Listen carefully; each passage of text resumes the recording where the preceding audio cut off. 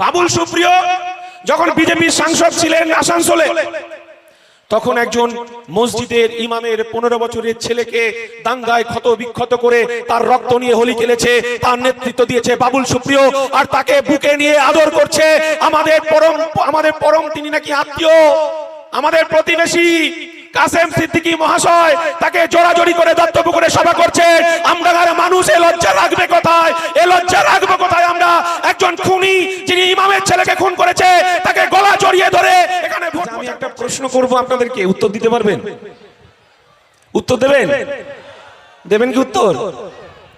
আচ্ছা বলুন তো, যে জোড়া ফুলও জিতলেও মন্ত্রী হয়, আবার পদ্ম ফুল জিতলেও মন্ত্রী হয়, তার নামটা বলবেন? কি বলছেন? এই বাবুল সুপ্রিয় এর হাতটা, ইনি গান করতেন, ভালো গান করতেন। উনি আবার নিজের দর বাড়ানোর জন্য বলতেন আমি কলেজ লাইফে নাকি এসএফআই করতো। আসলে লাল স্ট্যাম্পটা থাকলে নয়, মার্কেটে তার দামটা একটু বেশি হয়, জানেন তো? জানেন তো? তো মাঝে মধ্যে বলে আমি এসএফআই করেছি।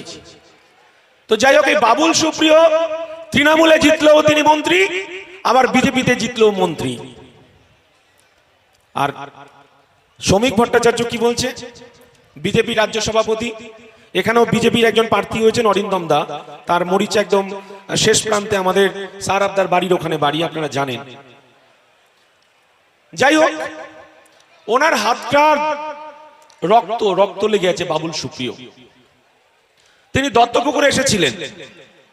দত্তপুকুরে এসে উনি আবার দেখবেন একটা বিয়ের গানকে নকল করেছেন। বিয়ের গানকে একটা নকল করেছেন না?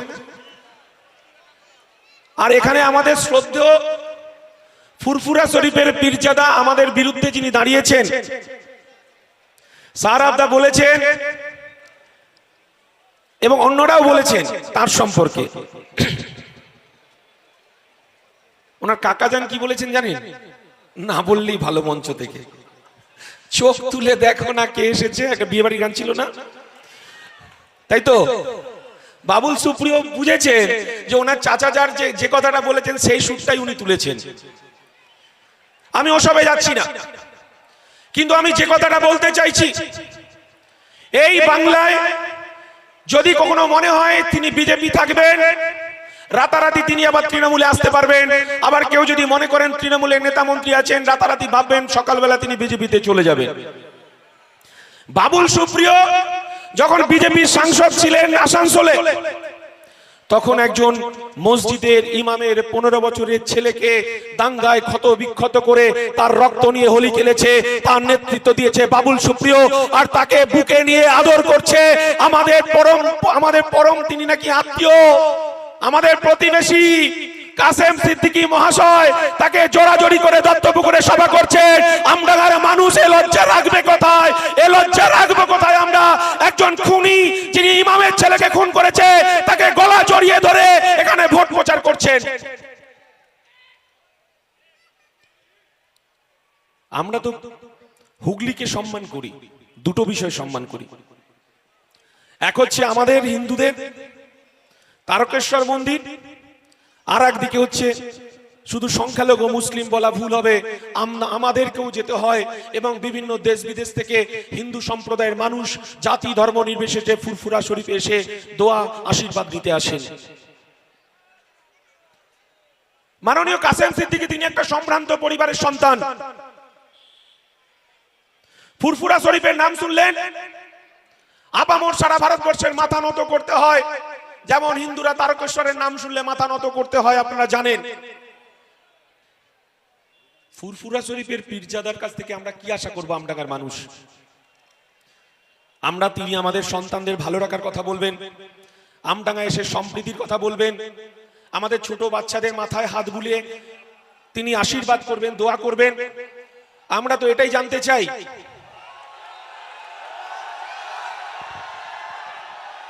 এই আস্তে আস্তে আস্তে আস্তে আস্তে আস্তে এই আস্তে আস্তে আস্তে। তো উনি কি বলছেন? উনি পীরজাদা ঘরের একজন মাননীয় সম্মানীয় সন্তান হিসেবে ফুরফুরা শরীফকে তিনি কলঙ্কিত করছেন। তিনি বলছেন আমডাঙ্গায় তিনি ঝাঁঝরা করে দেবেন। তিনি কি বলছেন? আমডাঙ্গাকে খালি করে দেবেন। এ কথা কারা বলে? এ কথা তো সমাজ বিরোধীদের মুখে বলে, ঝাঁঝরা করে দেব, খালি করে দেব। এখানকার তৃণমূল কংগ্রেসের প্রার্থী তিনি বলছেন আমডাঙ্গাকে ঝাঁঝরা করে দেব, আমডাঙ্গাকে খালি করে দেব। ভাই, লড়াইটা 4 তারিখ পর্যন্ত দিতে হবে। আরো কিছু ইম্পর্টেন্ট কথা বলবো, শুনবেন তো? তাহলে এদিকে ঘুরতে হবে। আর নওশাদ সিদ্দিকী কোথা দিয়ে মঞ্চে উঠে যাবেন আপনারা কিন্তু দেখতে পাবেন না, জানেন তো? ও কোথা দিয়ে নামবে আর কোথা দিয়ে উঠবে কেউ জানে না, কিন্তু অতএব একটু শুনতে হবে। এ ভাই, এদিকে একটু শুনতে হবে। একটু বসে যান না, বসে যান না। আচ্ছা, সারা রাত যদি নওশাদ থাকে আপনারা থাকবেন তো? তাহলে কেন বিরক্ত হচ্ছেন? এই লাইভ কিন্তু দেখছে আব্বাস সিদ্দিকী। আজকে ঈদে তার দেয়া জামাটা পরে এসেছি আমি, এই পাঞ্জাবিটা পরে এসেছি। পাঞ্জাবি পরি না খুব একটা, আমার ঠিক ভালো লাগে না, নেতা সাজতে ভালো লাগে না। আমি কিন্তু সেলিব্রিটি নই ভাই, আমি সেলিব্রিটিও নই, রয়্যাল বেঙ্গল টাইগারও নই। আমি একজন সাধারণ, আমার স্যার আছেন সুরেন বাবু, বোদাই উচ্চ বিদ্যালয়ে আমার পড়াশোনা, বারাসাত মহাত্মা গান্ধী হাই স্কুলে আমার উচ্চ মাধ্যমিক পড়াশোনা, তারপরে ক্যালকাটা ইউনিভার্সিটি, তারপরে হচ্ছে ওড়িশার উৎকল ইউনিভার্সিটি থেকে আমি এলএলবি কমপ্লিট করেছি। উনি আমাকে এখানে প্রশ্ন করছেন, আসলে উনি এলএলবি সম্পর্কে জানেন কিনা আমার সন্দেহ আছে। এলএলবি মানে কি কাসেম বাবু জানে কিনা সন্দেহ আছে। জানেন না মনে হয়। হঠাৎ করে ওনাকে জিজ্ঞাসা করবেন তো যে এলএলবি মানে কি, উনি বলতে পারবেন না। উনি আমার বাবা মাকে অপমান করছেন। আমার মা 20 সালে মারা গেছে। আমার বাবা অন্যের জমিতে 25 পয়সার রোজে জন খেটেছে। কত বড় সাহস আমডাঙ্গায় এসে আমার শিক্ষাগত যোগ্যতা নিয়ে তিনি প্রশ্ন তুলছেন। আপনি তো ভোট চাইতে বেরোচ্ছেন, আপনি মথুরাতে আসবেন, মথুরাতে আমার বাড়িতে আপনার আমন্ত্রণ রইল। আপনি চা খাবেন, ব্রেকফাস্ট করবেন, লাঞ্চ করবেন। আমার বাবা তার গায়ের রক্ত ঝরিয়ে ঘাম ঝরিয়ে আমাদের 4 ভাই বোনকে পড়াশোনা করেছে। ফাইল খুলে সার্টিফিকেটটা আপনাকে দেখিয়ে দেবে, না হলে কিন্তু আমার পার্টির পক্ষ থেকে আপনার কাছে হাইকোর্টে চিঠি যাবে। এই কথাটা আমি কাসেম সিদ্দিকীকে জানিয়ে দিতে চাই। আবেগটা ধরে রাখতে হবে, অনেক ষড়যন্ত্র চলছে। আমার কিন্তু মনটা খুব খারাপ। আমাকে 1 সপ্তাহ আগে কিছু দুষ্টু লোক, জানি না, আমাকে ভেবেছিল আটকে রাখতে পারবে, মানে আটকে রেখে কিছু একটা করবে, পারিনি। গতকালকে আমার ছোট ভাই ও এখানে ছিল, মানে এই স্টেজের এখানে ছিল আমাদের সহযোদ্ধাদের সঙ্গে। যারা সহযোদ্ধারা ছিল তাদেরকে খাওয়া দাওয়ার পর ও যখন বাড়ি ফিরছিল, তখন শর্মা সিনেমা হলের ওখানে ওকে এমন ভাবে গাড়িটাকে অ্যাটাক করা হয়েছে, এটা নিছক একটা অ্যাক্সিডেন্ট নয়। গাড়িটাকে দুমড়ে মুচড়ে একদম জোরে করে দিয়েছে। বারাসাত পুলিশ স্টেশনে আছে। আপনাদের ভালোবাসায়, ওপরওয়ালার ভালোবাসায়, আব্বাস সিদ্দিকীর ভালোবাসায়, নওশাদ সিদ্দিকীর ভালোবাসায় সে এখনো জীবনের সঙ্গে লড়াই করছে এবং সে এখনো সুস্থ আছে। ভেবেছিল আমাকে আটকানোর জন্য আমার পরিবারকে আক্রান্ত করবে, অত সোজা নয়। আমাদেরকে যত মারবে তত বাড়বে, যত কাটবে তত বাড়বে। তৃণমূল কংগ্রেস শুনে যাক। আমাদের শ্রদ্ধেয় আমডাঙ্গা থানার আইসি, ওনাকে আমি শ্রদ্ধা করি। ওনার সঙ্গে যতবার আমি মিট করেছি ততবার উনি আমাদের সঙ্গে সুন্দরভাবে কথা বলেছেন। ওনাকে আমি, এই ভাই শুনবে, আমি কিন্তু ফোন করে কোনো অভিযোগ শুনবো না, কিন্তু ফোন করে কিন্তু কোনো অভিযোগ শুনবো না। একটু বসে যান না। কি হলো? আরে ভাই বসে যান না, এটা তো তৃণমূলের সভা নয়। বসুন। করুণাময়ী মন্দিরে ঠেলাঠেলি দেখেছেন তো? এটা কি ঠেলাঠেলির জায়গা নয় তো? তাহলে বসে যান। আমরা সবাই ভলেন্টিয়ার্স, সবাই সহযোদ্ধা। বসুন, বলবো করুণাময়ীর ঘটনার কথাও বলবো। একটু বসে যান না ভাই। যদি কারোর অসুবিধা হয় আসুন, মঞ্চে চলে আসুন। যদি কারোর অসুবিধা হয় মঞ্চে চলে আসুন, অনেকটা জায়গা আছে। আইসি সাহেব খুব ভালো মানুষ। আমি সাহারাবদা আইসি সম্পর্কে অনেক তথ্য পেয়েছেন। সারাবদা আইসি সম্পর্কে অনেক কথা বলেছেন, আমিও শুনে আমি কথাগুলো মেলাচ্ছিলাম, কারণ ওনার সঙ্গে ওনার চেম্বারে গিয়ে কথা বলে যেটুকু মনে হয়েছে, আর যাই হোক উনি ষড়যন্ত্র করতে পারেন না। আমাকে ফোন করে বলছে দাদা আপনি থানায় এত ঘন ঘন করে যাচ্ছেন কেন? আইসি তো পার্থ ভৌমিকের লোক, পার্থ ভৌমিকের চেম্বারে গিয়ে মিটিং করে আমডাঙ্গা ষড়যন্ত্র করে। আমি ওনার চেম্বারে যাই, আমার সঙ্গে ভালোভাবে কথা হয়। পার্থ ভৌমিক তৃণমূল কংগ্রেস করে, আমি আইএসএফ করি, সারাবদা সিপিএম করে। একজন আইসিকে তো সবাইকে নিয়ে বসতে হয়। বলছে না দাদা, কাসেমকে জেতানোর দায়িত্ব নিয়েছে। আমি বললাম নির্বাচন কমিশন ভোট করবে আর আইসি দায়িত্ব নেবে? তারপরে দেখলাম গিয়াসের ফোন, খেলিয়া থেকে গিয়াসের ফোন। বলছে বাবা এই দাদা ওখানে তৃণমূল আমাদেরকে মারছে, তৃণমূল ওখান থেকে আমাদের সেলাই মেশিন চুরি করে নিয়ে গেল, গরু খুলে নিয়ে চলে গেল, 25টা সেলাই মেশিন নিয়ে চলে গেল, খেলিয়ার মোড়ে আমাদেরকে উঠতে দেয় না, মেরে আমাদেরকে তক্তা বানিয়ে দিয়েছে। আমি আইসি সাহেবকে বলে এসেছি যে ওখানে ওই কি তালেব কি আছে না, আবু তালেব আছে না? আমি বললাম যে আবু তালেব কিন্তু ওখানে ডিস্টার্ব করছে, উনি কিন্তু ডায়েরিতে নোট করেছেন, আশা করি উনি স্টেপ নেবেন। আমাদের আইসি সাহেব, ওনার প্রতি আমার সেই ভালোবাসা শ্রদ্ধা রয়েছে।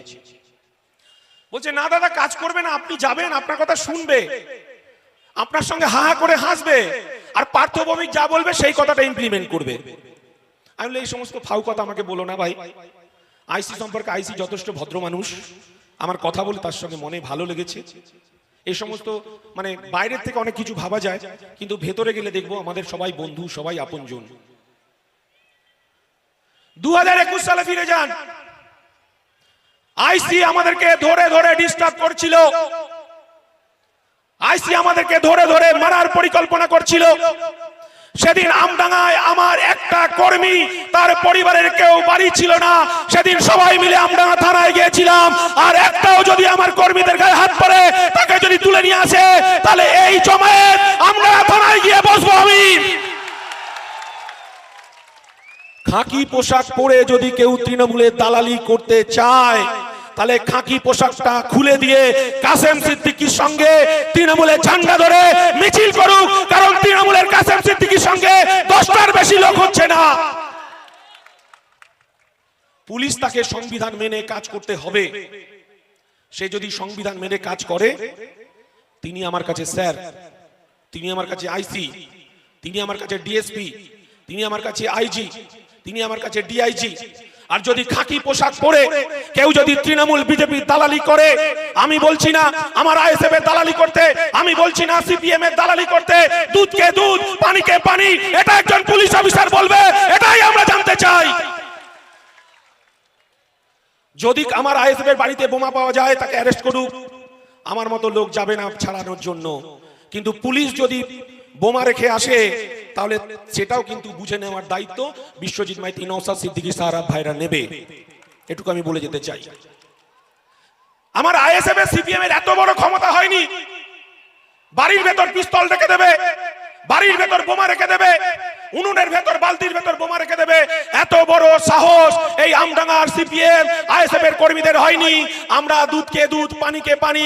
আমি আইসি কে বলেছি, পুলিশের গাড়ির ট্যাগ লাগিয়ে আমার বোঝগাছাতে একজন তৃণমূল নেতার বাড়ি থেকে বোমা নিয়ে আসছে। পুলিশ কর্মীরা যারা বসেছিল তারা ভয় পাচ্ছে যে গাড়িতে যদি বোমা নিয়ে যেতে যদি বাস্ট হয়ে যায়। সেই পুলিশ কর্মী আমাকে ফোন করেছে, তার মানে পুলিশও ষড়যন্ত্রের সঙ্গে যুক্ত হচ্ছে, আমার বাড়িতে বোমা রেখে আসতে পারে। তাই ফোনটা আপনাদেরকে সজাগ রাখতে হবে। পুলিশ যদি রাত্রিবেলা যায়, আমার মায়েদেরকে বলবো আপনারা দরজা খুলবেন না। দরজা যদি ভেঙেও ফেলে, একটা ভিডিও করার চেষ্টা করবেন, তারপরে দেখবো খাকি পোশাকটা পরে আমডাঙ্গা থানায় কি করে ডিউটি করে সে হিসাব বিকাশ রঞ্জন ভট্টাচার্য বুঝে নেবে, ফিরদৌস শামীম বুঝে নেবে, বিশ্বজিৎ মাইতি বুঝে নেবে, নওশাদ সিদ্দিকী বুঝে নেবে। পুলিশের একটা ক্ষমতা হয় না, আবু তালেব প্রত্যেকদিন আমাদের কর্মীদেরকে মারছে, খেলিয়াতে ভোট করতে দেবে না, হুমকি দিচ্ছে। তার সঙ্গে আমার আলাউদ্দিন না সালাউদ্দিন জুটেছে, বলছে দেখি কার ক্ষমতা আছে ভোট করতে পারে। পুলিশের কানে পৌঁছাচ্ছে না কথা। ওখানে ভোট হবে, ওখানে মানুষ ভোট দেবে। পুলিশ যদি দুষ্টুমি করে, পুলিশকেই দায়িত্ব নিতে হবে। ওখানে পুলিশ কিভাবে ওখানে ভোট করাবে। পুলিশকে এই দায়িত্ব নিতে হবে। বারবার পুলিশকে বলেছে আমাদের কর্মীদেরকে ধমকাচ্ছে, আমাদের কর্মীদেরকে চমকাচ্ছে, বারবার ডায়েরি খুলে নাম লিখলে হয় না, কাল বাদে পরশু ইলেকশন, এখনো পর্যন্ত দায়িত্ব নিয়ে পুলিশ ওখানে কিছু করছে না। তার মানে বুঝতে পারছি হয়তো পার্থভূমি কিছু একটা আমরা বলতে চাইছি, লড়াইয়ে নেমেছি, আমাদেরকে মেরে ধরে কিছু করতে পারবেন না। দাঁড়িয়াপুরের পয়েন্ট বলেছি, দাঁড়িয়াপুরে যে গন্ডগোল করে ওখানে পুলিশকে বলেছি আমাদের পতাকা লাগাতে দিচ্ছে না, পতাকা ছিঁড়ে ফেলে দিচ্ছে। আরে আমি বলতে বলতেই ঢুকে যাবে, একটুখানি সরে এসো, আমি বলতে বলতেই ঢুকে যাবে। দাঁড়িয়াপুরের পয়েন্টের কথা বলেছি, পুলিশ যাচ্ছে আর আসছে, বলছে ওইখানে যে ফাঁড়ির যে অফিসার আছে বলছে ও তৃণমূলের ক্যাডার। আমি বিশ্বাস করিনি, আমার সঙ্গে ভালো কথা হয়, কি নাম ওনার, আশিস বাবু, বলছে ওটাও একটা তৃণমূলের ক্যাডার। আমি বলছি না, ওনার সঙ্গে আমার ভদ্রভাবে কথা হয়, কিন্তু আমরাও নজর রাখছি সে তৃণমূলের ক্যাডার কিনা। বলছে আইএসএফ কিছু করলেই সে ঝাঁপিয়ে পড়ে, আর তৃণমূল ড্যাং ড্যাং করে ওখানে কাজ করছে, কিছু বলে না। একটা ব্যানার সরাতে কবে বলেছি আশিস বাবুকে, আজও পর্যন্ত ব্যানার সরল না। ব্যানার দিয়ে ভোট হয় না, আপনারা সংঘবদ্ধ হন, ভোট হয়ে যাবে, আমি নজর রেখেছি। তারপরে খুঁড়ি গেছে, প্রতিদিন ঝামেলা। কিছু ওই গদাধারী ওই বজরংবলী পুলিশ গদা নিয়ে বসে রয়েছে, ওখানে যারা সন্ত্রাসী কার্যকলাপ করে তাদেরকে পাহারা দিচ্ছে, আর প্রতিদিন আমাদের কর্মীদেরকে মারছে। ওখানে বোঝো ঠেলা, ওখানে পাহারা দিয়ে সন্ত্রাসের কার্যকলাপ করাচ্ছে খুঁড়িগাছি। যে খুঁড়িগাছিতে এসপি কে গুলি করা হয়েছিল, আমরা তো জানি পুলিশের বাড়িতেও তার বউ ছেলে তার সন্তান আছে, আমার বাড়িতেও সন্তান আছে, আপনাদের বাড়িতেও সন্তান আছে। আপনি যদি ক্ষতিগ্রস্ত হন, একজন পুলিশ যদি ক্ষতিগ্রস্ত হয়, তার সন্তানের কান্না, আর আমি যদি আমার পরিবারের কেউ ক্ষতিগ্রস্ত হয়, তার পরিবারের সন্তানের কান্না কি আপনি ডিফারেন্স করতে পারবেন? পুলিশও তো একজন মানুষ। ডাঙ্গা গাজীপাড়া, আমি বারবার পুলিশকে বলছি, যখন আমাদের ছেলেদেরকে থ্রেট করছে, নামও দিয়েছি, থ্রেট করছে ওখানে আমাদের ছেলে পিলেদের, বাড়ি বাড়ি রাত্রিবেলা টিম নিয়ে যাচ্ছে, আর পুলিশ নাকে সরষের তেল দিয়ে ঘুমাচ্ছে, আমি তাও আইসিকে বলেছি, আইসি সাহেব এরকম খবর আসছে যে ওখানে বোমা বাজছে, যখন আমি পুলিশকে ফোন করছি, আবার পুলিশের একটা অংশ ওখানে ফোন করে বলছে এই তোরা বোমা বাজছিস, পালিয়ে যা, এক্ষুনি আইসি ঢুকবে। বুঝতে পারছেন, যেই রক্ষক সেই ভক্ষক। আমাদেরকে পাহারা দিতে হবে। ছবি তুলুন, ছবি তুলে পাঠান, তারপরে আইনের দরজা খোলা আছে। আরে বাবা, সংবিধান আছে বলে রাস্তায় উন্নয়ন দাঁড়িয়ে থাকবে। একজন পুলিশের ডিএসপি কে বলছে 7টা পর্যন্ত আপনাকে টাইম দিলাম, 7টার মধ্যে যদি আপনি না ওকে ধরে নিয়ে আসতে পারেন, কোন একজন সিপিএম এর নেতাকে ধরে নিয়ে আসতে না পারে, তাহলে কিন্তু আমি গ্রামে ঢুকে আগুন জ্বালিয়ে দেবো। একজন ডিএসপির সামনে বলছে, সে ছবি আজও আছে। আর কালকে উনি বলছেন যেভাবে ভোটটা হয়েছে তৃণমূল 15টা পাবে কিনা সন্দেহ আছে। আমাদের কাকু বলে দিয়েছে, আহমদ কাকু বলে দিয়েছেন, আসলে উনি যখন ওনার কথায় ভোট হতো, চরম চরম ঢাক, চরম চরম গুড় বাতাসা, ভোট হতো না ওনার কথায়। কি বলতেন? উন্নয়ন রাস্তায় দাঁড়িয়ে থাকবে, অর্থাৎ বোমাগুলি পিস্তল নিয়ে দাঁড়িয়ে থাকবে, এসো উন্নয়ন রাস্তায় দাঁড়িয়ে আছে। সেই উন্নয়ন আজকে বাঘ থেকে বিড়াল হয়ে গেছে। তিহারের কি যন্ত্রণা ও বুঝে গেছে। জ্যোতিপ্রিয় মল্লিক বাচ্চাদের চাল চোর, মিড ডে মিলের চাল চোর, ডাল চোর, ওদের কথা যত কম বলা যায় ততই চোর চোর চোর চোর। আমার কাসেম বাবু বলে দিয়েছে চোর চোর চোর, আর কিছু বলার আছে? কাসেম বাবু বলে দিয়েছেন, বাজার গরম করে দিয়েছেন আমডাঙ্গায় পুরো। উনি আরেকটা কথা বলেছেন, তৃণমূলের যারা এখনো ঝান্ডা বাঁধছেন, ফুটোমস্তানি করছেন, কাসেম বাবু বলে দিয়েছিলেন, আপনাদের একবারও লজ্জা হচ্ছে না যে আপনি যদি মারা যান, সে যদি সংখ্যালঘু মুসলমান হয়, তার পবিত্র জানাজার নামাজ হয়। তিনি বলছেন যারা তৃণমূল কংগ্রেস করে তাদের জানাজার নামাজ নাকি হবে না, উনি নিদান দিয়েছেন। যারা মুসলিম সংখ্যালঘু তৃণমূল কংগ্রেস করছেন, আপনি কাসেম সিদ্দিকীর হয়ে ঝান্ডা বাঁধছেন, আইএসএফ এর ঝান্ডা ছিঁড়ছেন, কাস্তাতুরির ঝান্ডা ছিঁড়ছেন। আপনি একবার প্রশ্ন করুন আপনার প্রার্থীকে যে দাদা আপনি এই কথা বলেছিলেন, কেন বলেছিলেন? কোনো উত্তর নেই। আমরা এসব কথা বলি না।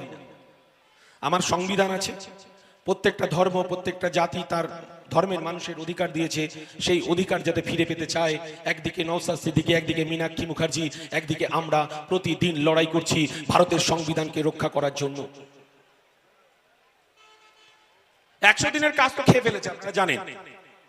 100 দিনের কাজ তো খেয়ে ফেলেছে, আপনারা জানেন। 100 দিনের কাজের কোনো প্রশ্নই উঠলো না। আচ্ছা, বিজেপি যে দাঁড়িয়েছে আমডাঙ্গায় বারাসাতে কি হবে, মধ্যমগ্রামে কি হবে, বা আপনার কলকাতায় কি হবে, ব্যারাকপুরে কি হবে, আমি ওসব বলতে পারবো না। কিন্তু আমি আমডাঙ্গায় আছি, 7 মল তেলও পড়বে, রাধাও নাচবে না। তাই তো বিজেপি আমডাঙ্গায় তো জিতবে না। 279টা বুথ, বিজেপি মাত্র 70টা পোলিং এজেন্ট দিতে পারবে। বাকি 209টা বুথে বিজেপি কাকে পোলিং এজেন্ট করবে? হিন্দুত্বের কথা বলে, হিন্দু জিগির তুলে বিজেপি 60,000 65,000 ভোট পাবে, কিন্তু সেই 65,000 ভোট আবার আমডাঙ্গায় বাইনারি পলিটিক্স শুরু করবে। আমি এই কথাটা বলতে চাইছি, যারা বিজেপিকে ভোট দেবেন ভেবেছেন, তারা ভেবেছেন তৃণমূলকে রুখতে গেলে বিজেপিকে ভোট দিতে হবে। না, এটা নয়। তার ব্যাখ্যা সাহারাবদা দিয়েছে, অন্যান্য বন্ধু কমরেডরা দিয়েছে। আসুন আবার নতুন করে এই বোমাডাঙ্গাকে সাজাতে হবে আমাদের। এই আমডাঙ্গার গর্ব হাসিম আব্দুল হালিম, 29 বছরে তিনি হচ্ছেন স্পিকার ছিলেন বিধানসভায়, তিনি স্পিকারগিরি করেছেন। আমাদের গর্ব অনুভব হতো যিনি তখন কমনওয়েলথে গিয়ে ওখানে সভাপতিত্ব করতেন, তখন আমাদের আমডাঙ্গার মানুষের গর্ব হতো। আমরা একবেলা খেয়ে না খেয়ে আমরা গর্ব অনুভব করতাম যে আমডাঙ্গা থেকে আমার বিধায়ক তিনি কমনওয়েলথে গিয়ে সভাপতিত্ব করছেন। আমাদের গর্বে বুক ফেটে যেত, আমাদের গর্বে মুখটা উজ্জ্বল হতো। আর 2011 সালের পর আমরা দেখলাম আমডাঙ্গায় বোমাডাঙ্গা নামে খ্যাত হলো। আমডাঙ্গাকে বলতে চাইছি যে আমডাঙ্গা দিশাহীন ভাবে চলছে। পঞ্চায়েত তো লুট হয়েছে। বিজেপির নেতা কে? অর্জুন সিং। কে অর্জুন সিং? বিজেপির নেতা কে? শুভেন্দু অধিকারী। শুভেন্দু অধিকারী কি বলছে? নিশ্চয়ই পরিতোষদা বলেছেন, আমিও বলতে চাই, সব এক কথাই বলে ফেলেছে অনেকে। এদের সম্পর্কে বুঝতে হবে। আমি সেদিনকে ধারাপাড়া এসেছিলাম, এই উলুডাঙ্গাতেও ভোট দিতে দেয় না কয়েকটা ফুটো মস্তান। ধারাপাড়া ঘোষপাড়া আছে না, আমি এবারে বলে এসেছি কোন মস্তান মস্তানি করে ওখানে ভোট আটকায় আর একবার দেখে নেবো আমরা। কারণ নওশাদ বলেছে মাথায় কাফন বেঁধে আর কোমরে গামছা বেঁধে খালি পায়েই আমরা 29 তারিখে খেলবো। দেখি তৃণমূলের কত বোমা আছে আর পুলিশের একটা অংশ কত তৃণমূলকে মদত দিতে পারে। একটাও যদি আমডাঙ্গায় লাশ পড়ে তার দায়িত্ব আমডাঙ্গা থানার পুলিশকে নিতে হবে। কারণ আমডাঙ্গা আমরা যতই ভাবি আর্মিকে ডিস্ট্রিবিউট করবে আমডাঙ্গা থানা, কোথায় আর্মি থাকবে, কোথায় বিএসএফ থাকবে, কোথায় সিএসএফ থাকবে, তার বিলি বন্টন করবেন কিন্তু আমাদের আমডাঙ্গা থানার পুলিশ। অর্থাৎ বুঝতে পারছেন যে যদি 15টা 20টা বুথে আমডাঙ্গায় রিগিং করিয়ে দিতে পারে আমডাঙ্গার পুলিশের একটা অংশ, তাহলে পুলিশের পদোন্নতি হবে। কিন্তু আমডাঙ্গা আবার বোমাডাঙ্গায় খেতে হবে, এই বিচারটা আমাদেরকে করতে হবে।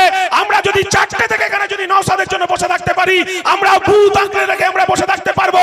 আমরা দেখি কত ধানে কত চাল পুলিশ কত ষড়যন্ত্র করতে পারে। কারণ পুলিশও ষড়যন্ত্র করেছিল বাংলাদেশের ছাত্ররা রক্তের বিনিময়ে সরকারটা পরিবর্তন করে দিয়েছে। আমডাঙ্গাতেও আমরা শপথ নেব যে পুলিশ যদি ষড়যন্ত্র করে আমরাও বুক পেতে দেব পুলিশের সামনে। কত গুলি চালাতে পারে আমডাঙ্গা থানার পুলিশ সেটাও আমরা বুঝিয়ে নেব। আমি এত কথা আমডাঙ্গা সম্পর্কে বলতে চাই না, কারণ তৃণমূল 3-4টে ভাগে বিভক্ত। আসলে খরগোশের দৌড় শুনেছেন? খরগোশের দৌড় শুনেছেন তো? পুলিশ যখন খরগোশ যখন গর্তের ভেতর মুখ ঢুকিয়ে দেয় না, তখন খরগোশ ভাবে আমার বডিটা বোধহয় আর দেখা যাচ্ছে না। তা আমডাঙ্গা থানার পুলিশের অবস্থা তাই হয়েছে। তৃণমূলের তো 3-4টে গ্রুপ। এখন তৃণমূল যদি পারত, এই পুলিশ যদি পার্থবাবুর সঙ্গে বৈঠক করে, তাহলে আর এক গোষ্ঠী আমাকে ফোন করে বলেছে দাদা এই পার্থবাবুর কাছে পুলিশ অফিসার মিটিং করতে গেছেন, আপনি কিন্তু স্টেপ নেন। এটা বোধহয় পুলিশ ভুলে গেছে যে পুলিশকে নিরপেক্ষভাবে কাজ না করতে গেলে বুলডোজার চালিয়ে শওকত মোল্লার সঙ্গে ক্যানিং এ ঘর ভেঙেছিল, সেই পুলিশের সংবিধান আছে বলে কলকাতার এসিপি হয়েছিল, তার ওই খাকি সাদা পোশাকটা, স্টার চিহ্নটা কলকাতা হাইকোর্ট খুলে নিতে বাধ্য হয়েছিল। এটাও পুলিশকে জেনে রাখতে হবে।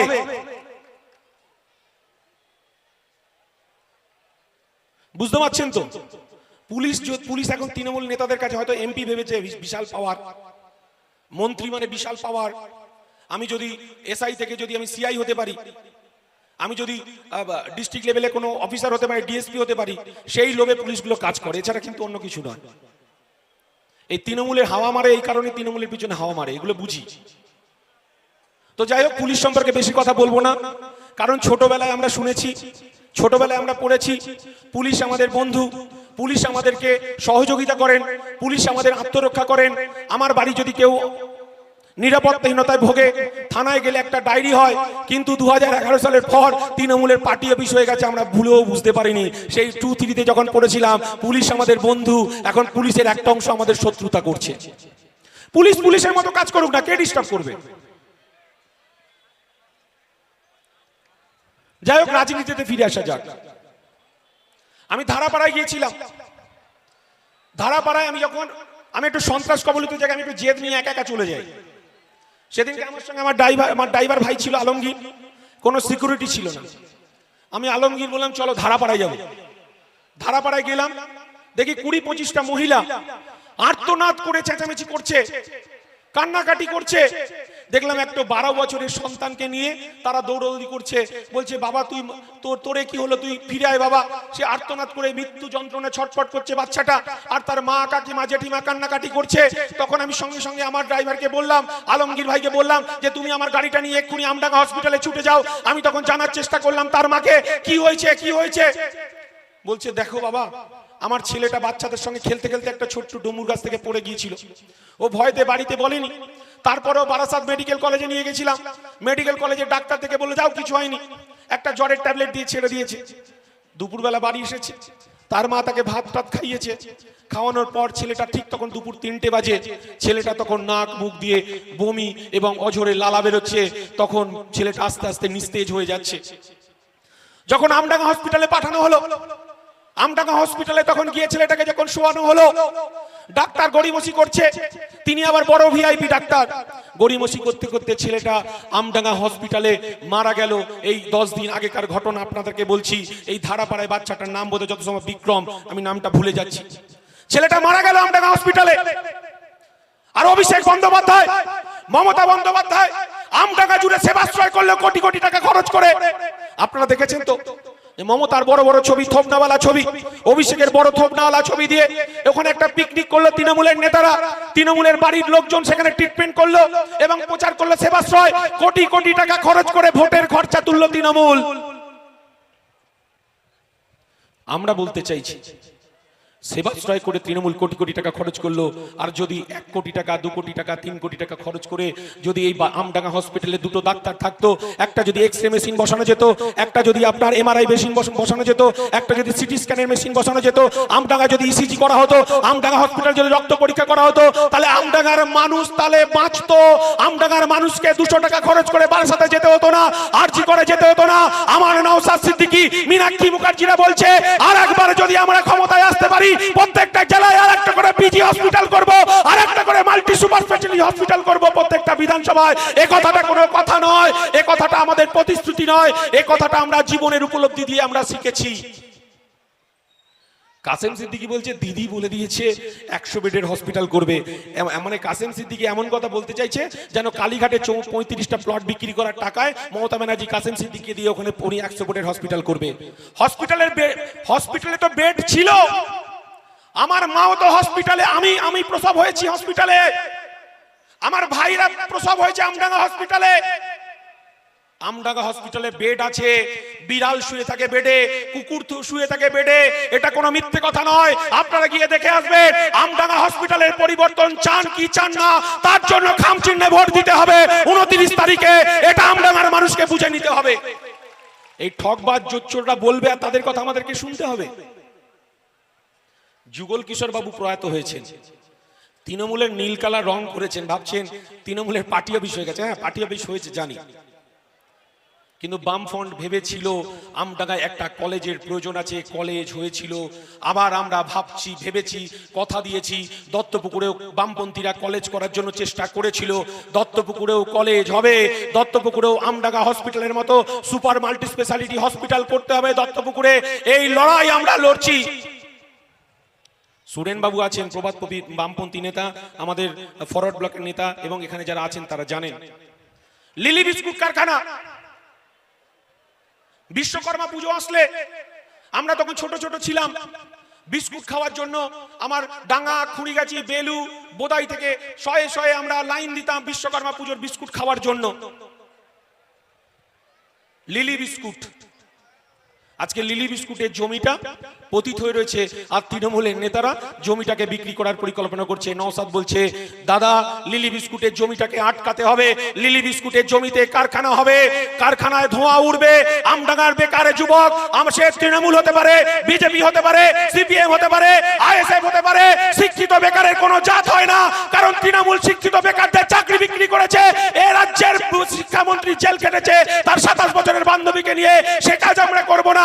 লিলি বিস্কুটের জমিতে বস্ত্র শিল্পের হাব হবে, আমার আমডাঙ্গার বেকার যুবকরা কাজ করবে, সেই লক্ষ্য নিয়ে আমাদেরকে এগোতে হবে। আমডাঙ্গায় তো প্রত্যেকটা ঘরে ঘরে এমব্রয়ডারি মেশিন আছে, সারা রাত জুড়ে। আজকে আমার এখানে হাজার হাজার ভাইরা তারা এমব্রয়ডারি কাজ করেন, এমব্রয়ডারি মেশিনের কাজ করেন।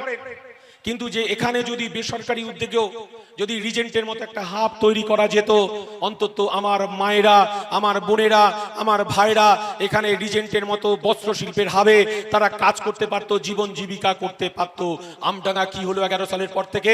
জমি লুট হয়ে গেল, মাটি লুট হয়ে গেল, চাল লুট হয়ে গেল, ত্রিপল লুট হয়ে গেল, শুধু লুট আর চুরি আর চুরি হয়ে গেল আমডাঙ্গাকে। সেই জন্যই বলছে আমডাঙ্গাকে খালি করে দেব, যেটুকু অবশিষ্ট আছে কাসেম সিদ্দিকীর হাতে এই আমডাঙ্গা সুরক্ষিত হতে পারে না, বামপন্থীরাই পারে, আইএসএফই পারে। এই খালি শূন্য স্থান পূরণ করার জন্য কাসেম সিদ্দিকীরা এই জিনিস করতে পারে না। কেমন মারামারি হলো দেখলেন তো? আমি রাজনীতি করি, আইএসএফ করি, আমাদের প্রাক্তন এখানকার এমএলএ রফিকুর বাবু আমার বাবার বয়সী, আমাদের সুরেন বাবুরাই শিক্ষা দিয়েছেন গুরুজনদের কাছে কিভাবে মাথা নত করতে হয়, আমরা শিখেছি। সেই পাঠ উনি আমাদেরকে দিয়েছেন। একজন 75 বয়সের বৃদ্ধ এমএলএ, তিনি তৃণমূলের কর্মী সভা করুণাময়ী মঠে হচ্ছে, তিনি মাননীয় কাসেম সিদ্দিকী ওখানে বসে আছেন, আর কাসেম সিদ্দিকী বলছেন, দিদি আমাকে পাঠিয়েছে আমডাঙ্গার উন্নয়ন করার জন্য, দিদি আমাকে পাঠিয়েছে আমডাঙ্গার মানুষের দেখভালের জন্য, আমডাঙ্গায় পাঠিয়েছে আমি নতুন করে সাজাবো বলে। আর তখন আমাদের এখানকার এমএলএ আমার শ্রদ্ধেয় রফিকুর বাবু বলছেন যে আমি 15 বছরের তৃণমূলের এমএলএ, আমি তাহলে কি অপরাধ করলাম? আমি কি কোনো উন্নয়ন করিনি? আপনি এই সমস্ত ভুল কথা বলবেন না। তৃণমূলের একটা গোষ্ঠী তখন তার উপর ঝাঁপিয়ে পড়লো, বলে রাখ তুই, হাট এখান থেকে, ফাট। এই হচ্ছে তৃণমূলের কালচার। তিনি অন্য রাজনীতির মানুষ হতে পারেন। পরের দিন সকালবেলা আমি ছুটে গেলাম তার বাড়িতে, মিডিয়াতে দেখতে পাচ্ছি, ইউটিউবে দেখতে পাচ্ছি তিনি আক্রান্ত হয়েছে, তাকে ঠেলাঠেলি করা হয়েছে। আমি তার বাড়িতে চলে গেলাম, গিয়ে বললাম, কাকু আপনার কোনো অসুবিধা হয়নি তো? কিন্তু উনি বললেন না, সেরকম কোনো অসুবিধা হয়নি। এবং উনি আরো কয়েকটা কথা বলেছেন, সেটা আমি মাথা পেতে নিয়েছি। তার মানে এই নয় যে উনি আইএসএফ হয়ে গেল আর আমি তৃণমূল হয়ে গেলাম, এটা সৌজন্য। এই সৌজন্য আছে বলেই আমরা রাজনীতি করছি। আর এই বাংলার প্রতিবাদের কণ্ঠ আমাদের সকলের প্রিয় নওশাদ সিদ্দিকী এক বাংলার পাহাড় থেকে সাগর, আর সাগর থেকে মালভূমি ছুটে বেড়াচ্ছে, জঙ্গলমহল ছুটে বেড়াচ্ছে মানুষের প্রতিবাদের ভাষা জোগানোর জন্য, মানুষের অধিকার প্রতিষ্ঠা করার জন্য। স্লোগান, ইনকলাব জিন্দাবাদ, নওশাদ সিদ্দিকী জিন্দাবাদ, বামফ্রন্ট আইএসএফ জোট জিন্দাবাদ, বিশ্ব ইসমাইতি জিন্দাবাদ। ভাইজান ওয়েলকাম, নওশাদ ভাইজান তোমায় জানাই স্বাগতম, নওশাদ ভাইজান তোমায় জানাই স্বাগতম। ইনকলাব জিন্দাবাদ, নওশাদ ভাইজান জিন্দাবাদ, বাম আইএসএফ জোট জিন্দাবাদ। পীরজাদা নওশাদ সিদ্দিকী ভাইজান তোমায় জানাই স্বাগতম। পীরজাদা নওশাদ সিদ্দিকী ভাইজান তোমায় জানাই স্বাগতম। আমডাঙ্গা বিধানসভাবাসী ভাইজান তোমায় জানাই স্বাগতম। আমডাঙ্গা বিধানসভাবাসী ভাইজান তোমায় জানাই স্বাগতম। ইনকিলাব জিন্দাবাদ, নওশাদ সিদ্দিকী জিন্দাবাদ। ভাইজান ওয়েলকাম, ভাইজান স্বাগতম, ভাইজান স্বাগতম। পীরজাদা নওশাদ সিদ্দিকী ভাইজান তোমায় জানাই ওয়েলকাম। পীরজাদা নওশাদ সিদ্দিকী ভাইজান তোমায় জানাই ওয়েলকাম। পীরজাদা নওশাদ সিদ্দিকী ভাইজান তোমায় জানাই স্বাগতম। ভাইজান স্বাগতম। ভাইজান আমডাঙ্গা বিধানসভার পক্ষ থেকে তোমায় জানাই স্বাগতম। ভাইজান স্বাগতম। ইনকিলাব জিন্দাবাদ, বামফ্রন্ট আইএসএফ জোট জিন্দাবাদ, বামফ্রন্ট আইএসএফ জোট জিন্দাবাদ। ইনকিলাব জিন্দাবাদ। আগামী 29 এপ্রিল আসছে দিন, আগামী 29 এপ্রিল আসছে দিন। পাড়ায় পাড়ায় বলে দিন, মা বোনেদের বলে দিন, এই চোরেদের সরকার, এই অকাপ চোরেদের সরকার, এই দুর্নীতিবাজ সরকার, এই চালচোর সরকার, এই দুর্নীতিগ্রস্ত তৃণমূল সরকার, এই দিয়াচোর সরকার, এই মমতাকে বলে দিন, এই অভিষেককে বলে দিন, এই কাসেম সিদ্দিকীকে বলে দিন, এই কাসেম সিদ্দিকীকে বলে দিন। ইনকিলাব জিন্দাবাদ, ভাইজান জিন্দাবাদ। ভাইজান স্বাগতম। নওশাদ ভাইজান তোমায় জানাই স্বাগতম। নওশাদ সাহেব নওশাদ ভাইজান তোমায় জানাই ওয়েলকাম। নওশাদ সাহেব মঞ্চেই আসবে, আপনারা বসুন, সবাই দেখতে পাবেন। নওশাদ সাহেব মঞ্চে এসে দাঁড়ালে সবাই দেখতে নওশাদ ভাইজান পাবেন। তোমায় জানাই স্বাগতম। হুড়োহুড়ি করবেন না, আপনারা যে যার নিজের জায়গায় বসে পড়ুন, যে যার নিজের জায়গায় বসে পড়ুন। উনি মঞ্চে আসছেন, সবাই দেখতে পাবেন। অনেক উঁচু মঞ্চ আছে, মঞ্চ থেকে সবাই দেখতে পাবেন। আপনারা যে যার নিজের জায়গায় বসে পড়ুন। অনেক ধৈর্য ধরেছেন, দীর্ঘক্ষণ ধৈর্য ধরেছেন, সেই বৈকাল 4টে থেকে ধৈর্য ধরেছেন, আর একটু ধৈর্য ধরুন। উনি মঞ্চে উঠছেন, আপনারা সবাই দেখতে পাবেন।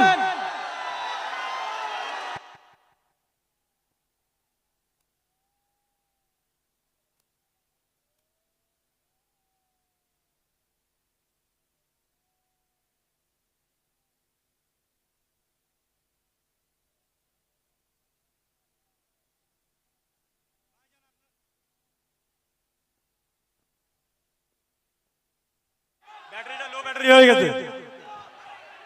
ভাইজানকে উঠতে সহযোগিতা করুন, সাইড দেন। অনেক পরিশ্রমের পরে আসছেন, আপনারা স্টেজটা ছেড়ে দিন। বাংলার বাঘ মমতা ব্যানার্জি আজ আমডাঙ্গার সাধনপুর মাঠে পা রেখেছেন। এটা শুধু টিলার আছে, 4 তারিখে আমরা পিকচার দেখাবো।